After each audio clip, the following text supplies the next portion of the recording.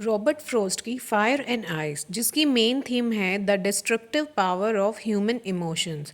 तो इस पोएम में पोइट कहता है या स्पीकर कहता है कि अगर वर्ल्ड एंड होती है तो वो दो तरीके से हो सकती है, या तो फायर के रूप में या फिर आइस के रूप में। यहाँ फायर सिंबल है ह्यूमन डिज़ायर, पैशन और ग्रीड का। तो यहाँ पे बहुत ही अच्छी तरह पोएट ने सिंबल्स को और इमेजरी को यूज़ किया है। और वो कहता है अगर सेकेंड टाइम अगर वर्ल्ड एंड होती है तो वो होगी आइस से। आइस यहाँ रिप्रेजेंट करता है हेट्रेड, इनडिफरेंस और रिजिडिटी।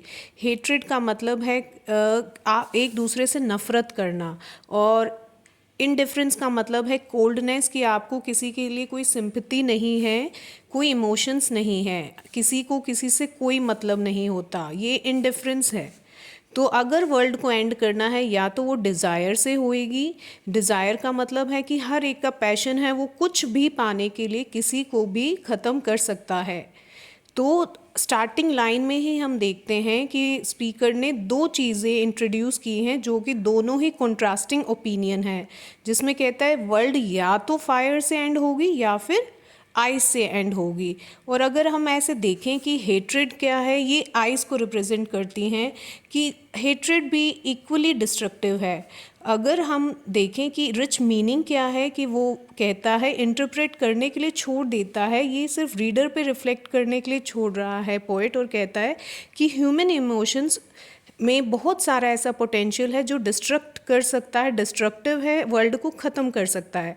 तो हमें अपने इमोशंस को कंट्रोल करना चाहिए और हमें उनके नेगेटिव इम्पैक्ट जो वर्ल्ड पे या किसी और पे हो उसको रोकना चाहिए। तो रॉबर्ट फ्रॉस्ट की फायर एंड आइस जो है is a contemplative poem and it uses vivid imagery and symbolism.